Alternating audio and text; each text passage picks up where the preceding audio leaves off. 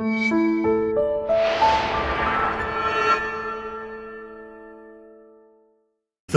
Bat Chat. Hello, everyone. Welcome back finally to the Bat Chat. I'm Captain Logan. I'm Steve. And joining us today is sure Eric. No, you're it's fine. me. I'm on another video series I wasn't previously on. Steve invited him. And He Dan's just lives in forcing me to Geekvolution do now? Ninja Turtles. What'd you say, Steve? He just lives in Geekvolution now. Every time Geekvolution does something, Eric has to be involved. That's right. Yep. So, get used to that, folks. No, I'm kidding. Steve was like, oh, cool, Eric's living with Cap now. He should be on Bat Chat. So, here's Eric. He's on Bat Chat. Might not always be on Bat Chat, but he's going to do the next couple with us. And today we're going to talk about one of my favorite episodes. It's The Man Who Killed Batman. Steve, I love this episode. I like it a lot, too. I think it's good. It's really funny, and it's Matt Frewer, and it has my favorite Joker speech and probably Joker line in the entire series. I'd agree with that. Joker's eulogy is pretty great. It's pretty good. So why don't we go ahead and get right into it. If you want to watch the episode with us, make sure to jump to your DVD or your Amazon Prime, get it to timestamp 0, and get ready to press play when I say now. Is everybody ready? I'm ready. Everybody... Oh, wait, we'll wait for Eric. Eric, are you ready? I'm ready. Okay. Everybody into the pool! Everybody, please press play. Right now! Oh no, I think I'm lagging. Steve, it's been a while, buddy. It has. It's good to get back to some animated series. And seeing this intro again. What's nice about this intro is much like the '89 film. Batman watches a crime happen, and then stops it. Actually go in the first place. It's nice to have some fresh eyes on this with us. Somebody else to come in and say something about this intro that we haven't said yet. This is a weird show to binge, though, because as cool as this intro is, I feel like if you watch 2 or 3 episodes back to back, it's going to get kind of boring. I agree. After a while, you want to start skipping it? Yeah. It's just that age of, we don't do intros anymore, mostly because we binge. Although a lot of binge shows have intros, so I don't know how that works either. Cap and I had a whole conversation about that the other day. Yeah, and I love intros, and I'm perplexed by this whole streaming thing and why streaming shows continue to have intros, but regular broadcast shows don't. I guess it's just because... And, minute-long intros, right? Yeah. The Daredevil intro is at least a minute long. It's people that come from an old guard that are able to do whatever they want to now. I should also mention that this is probably one of Shirley Walker's best scores.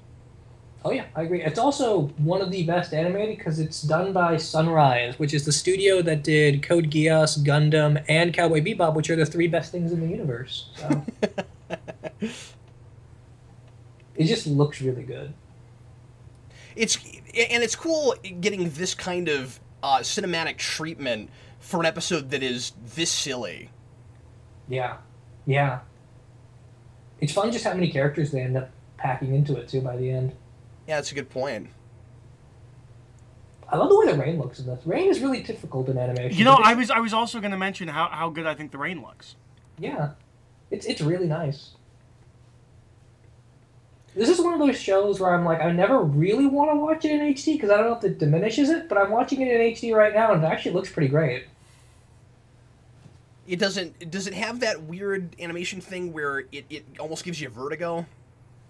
Not I'm talking quite. about where the frame rate is strange? Not right now at least. Maybe we'll have a different scene, but right now it looks like it was made today. Enter Berlinghoff Rasmussen.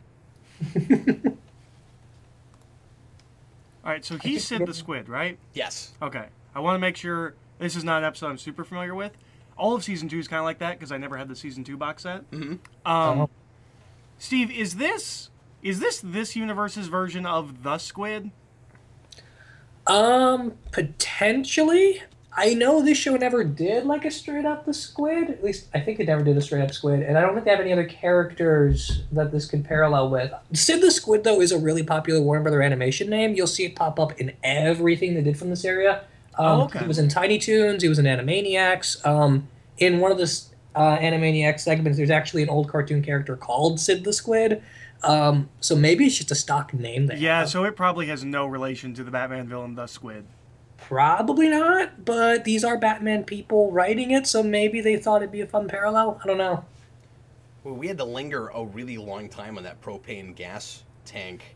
You think With it's a gonna side come back? of Someone sold them propane and propane accessories. There's a reference I don't usually get to make. It's a reference most people probably haven't made on Geekvolution, period. That was a good show, though. Yeah, it was. Does this guy look like Zuko to you? Yes. Yeah. Okay, I thought it was just me, but no, he totally looks like Zuko. And Sid the Squid was actually another alias that Zuko had in Robin's Reckoning, so... Oh, weird. So they just keep using it because of the I animation know, I thing don't we talked understand about. it. Yeah. I should mention I like the framing device for this one, and I think it works as well or better than the one from the episode with the guy that's trying to get Cape and Cal conspiracy.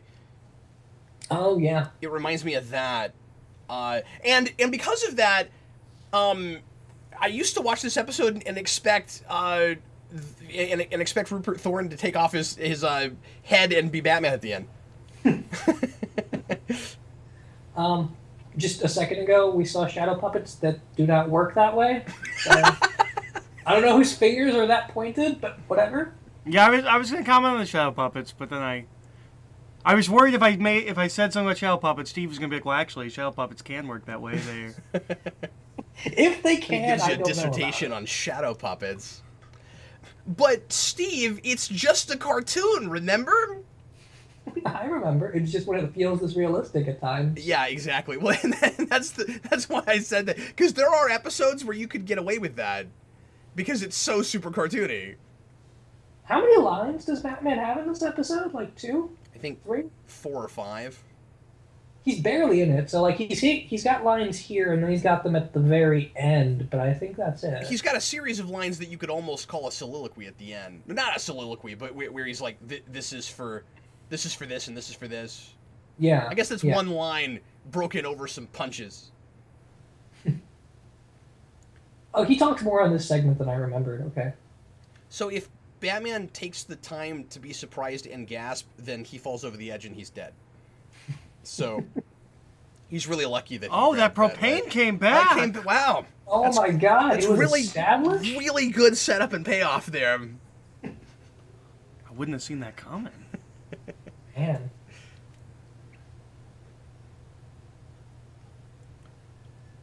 You know, the bricks in Gotham in every version of Batman are never well Always cemented. loose. Like they're always, always. And that doesn't even look like an old building like the church tower in '89. This kind of looks like the intro. Well, Gotham's so corrupt. I wouldn't be surprised if was it the housing? Who is that oversees that? Is the housing what? I know what you're talking about. Yeah. Yeah. Those people. I wouldn't be surprised if they were on the take and letting, insufficient buildings be made. One thing I really like about this episode is that Sid, this whole thing happens by accident and everyone knows it and they kind of don't care. Like, he could have tried to play it up like, yeah, I killed the Batman on purpose. And I sort of like that people act like he's the toughest man of Gotham and they still kind of know that, or at least they're ignoring him just because that's a thing nobody's ever been able to do before. So it doesn't matter to them that it was kind of by chance. There's almost like it's a weird, almost like primal tribal mentality a lot of people in Gotham must have of like Batman is there, villains are there. When something steps out of line, everyone just kind of goes nuts about it. And a lot of this episode is people just not being able to comprehend that Batman's gone, so they're like exaggerating their expressions, which is kind of fun. When I was a kid, I also expected this guy to take off his head and be Bruce Wayne. And be Batman. I want everyone to be Batman in disguise in this episode because he's not dead and that he's in the background doing things. Wait, he's not dead? Oh, I'm sorry for spoiling it for you, Oh, man. Eric. I know you haven't watched this in a while, but yeah, Batman does not die. It would be really cool to have a Daredevil End of Day style Batman story where like Batman dies in the opening and you just deal with like 8 issues of this is what happens to the world when Batman's dead. And actually dead. Why did he just push the bowl over? Because is that something he just like wanted to do? He's like, I've always wanted to knock someone out with my peanut bowl. This is animated almost like Looney Tunes. I kind of love it. Yeah, it is. Not something you'd expect from Sunrise, but, you know, it's alright. It just fits so well with the material. He kind of looks a little Probably just Dilbert-y. being really thoughtful about it. Oh, that's interesting. At least in his face design. Yeah. Yeah. What kind of line is lousy bulls? Is that a thing I don't understand? I don't get it either. Bulls? So. Is that like a derogatory expression for cops? Like bulls? No, I think it's because they were fighting and breaking things up, like a bull in a china shop. Oh. Oh. Okay. Maybe I missed who said it. I thought it was one of the people behind bars that said it. I was just focusing on like the score and stuff, but that's fine. I don't know. I just like the way this whole episode's cut together, honestly.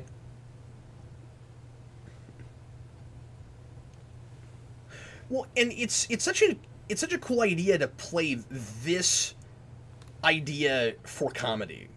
Yeah. Yeah. You know, like Batman's dead. We could really overplay the drama and it like you know at the end he's gonna turn out to be Batman. He's gonna turn out to not be dead, but we could be like really gimmicky about it and pretend like we're supposed to feel something about that. And instead, it's just the people that would feel bad about that do because they don't know. But that allows us to continue to play that comedy because we know it's all gonna be okay at the end. Did she just introduce herself as Harley Quinzel? She did. So why aren't they arresting her? Because it's a secret identity. Yeah, But, Steve. like, she's been here before and arrested before. Did they not know her name was Harleen Quinzel? So she just said that his last name is Debris. He's Sid Debris. Is there it? a I thought it was pun like there? Dupree. No, I think it's because it's Debris. Is that what the subtitle was? Yeah. That's cool. Is there a pun there that I'm missing? Like I feel like that's a specifically selected last name. Maybe. I've been watching Dragon Ball Z lately, so puns are on the brain. But He's like, to the underground, he would be like Riff Raff or like the remnants of the underground. That's a stretch. Steve, we don't know though in the sequence yet, like what Harley Quinn's background is exactly, do we? No, that's not till New Batman Adventures. Yeah. We don't get her origin yet, so This might even be the first time we have the therapist thing. maybe. Okay, so I guess maybe they just didn't think of it You yet. need to get that chair. That is a great chair, yeah. I think. Well, yeah, I mean, it just might be a thing that they retroactively. Yeah, I do need that chair. It might be a thing retroactively that we change, Steve. Like the idea that she maybe wasn't a therapist in the first place, but becomes one in her off time and pretends to be sane and help people and stuff. I kind of like that idea too. Yeah, I I think it's can probably do that. just This would be before Harley Quinn took off as like a fan favorite character too. Yeah, of course. well, I think it's probably just because Paul Dini said many times she was just created like as a sidekick. He's Yeah. probably creating her in his mind As he's going along. as he's going along. But I like the idea. Well, and is this the first appearance of the hyenas? No, I feel like they've been there before. Have we had them already? Okay. Well, they were. What's that, Steve? I think they were in the episode Joker's Favor. Oh, you're right. I was gonna say that too. I also thought they were there. You're right. It just seems like an obvious thing to have Joker and hyenas. So Well, but I always thought of it as a Harley Quinn thing first. really, okay. That, like, that's she weird. has I've her never- hyenas. But maybe that's because of Batman Beyond. No, Yeah. because she has them in that episode. I don't remember if it's this or if it's New Adventures, but there's that episode where she's hanging out in the Batmobile with Batman, and she makes a big deal about like her babies. That's right, yeah. I think that's New Adventures. So all that stuff's why I always thought of them as hers before they're the Jokers. Yeah, I've always thought of those as hers too. I always like all the horrible things Joker does to thugs off screen.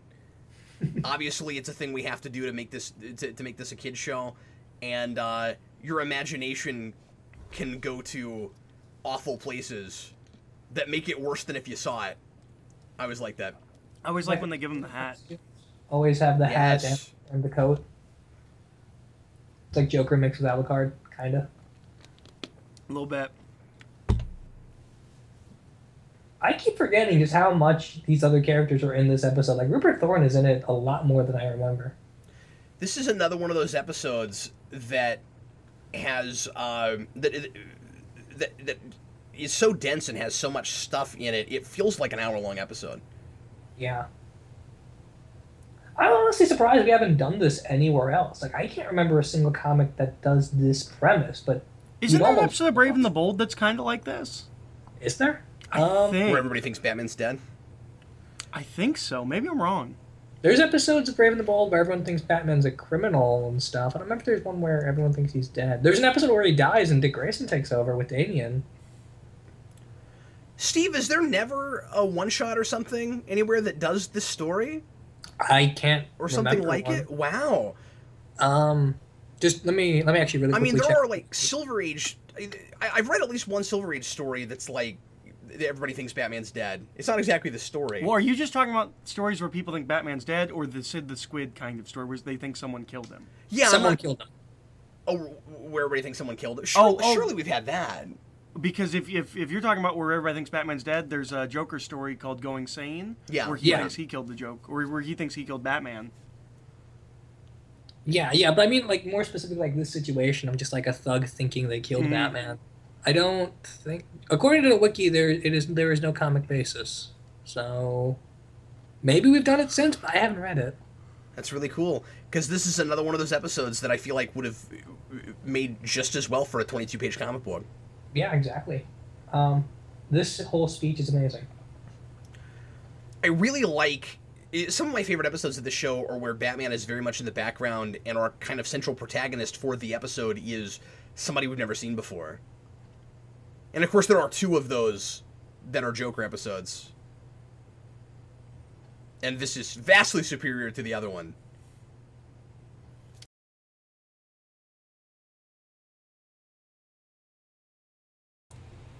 That poor guy in the background's eyes.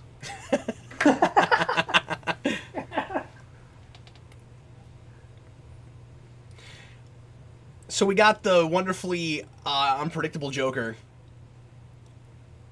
Yeah. Mark Hamill has gone on and said that this is one of his favorite Joker performances, mostly because of the lines he was given. Oh, really? Yeah, like his favorite line that Joker's ever delivered, according to him, at Star Wars Celebration, is without crime, or without Batman, crime has no punchline. That's a good line. He says that this episode is That mostly face what looks weird. solidified his performance. Well, that makes a lot of sense. It'd be cool to examine what he sounds like after this and what he sounds like before it, Yeah. just based on his saying, "This is that shift." Yeah, I think he really misses writing like this for his performance, because as much as he's come back lately, I feel like he hasn't gotten much to do. I mean, he got a lot of fun lines in all the Arkham games.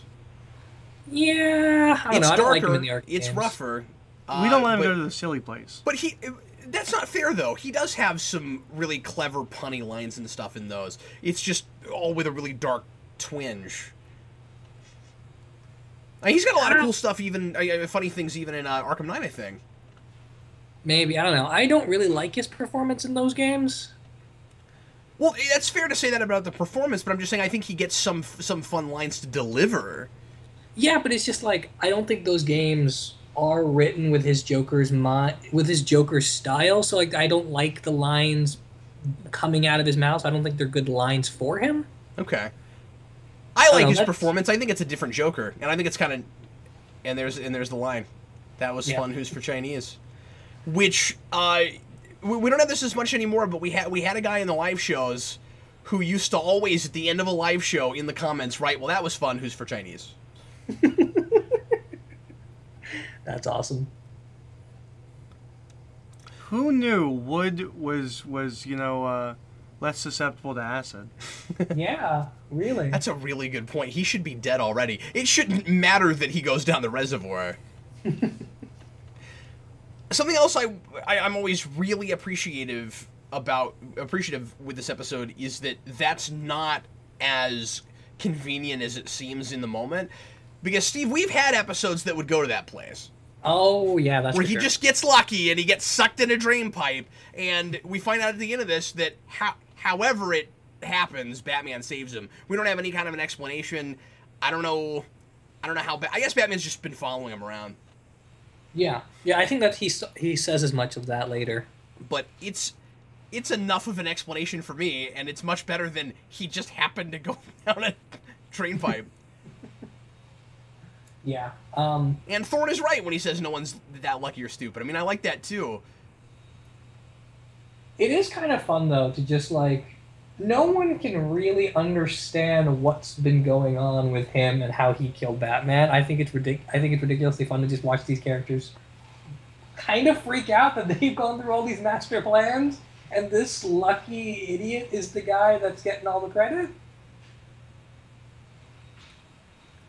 And now we're about to get my favorite Batman theme sting in the whole show. This organ music. Yeah. Ah, that's great. And hilarious.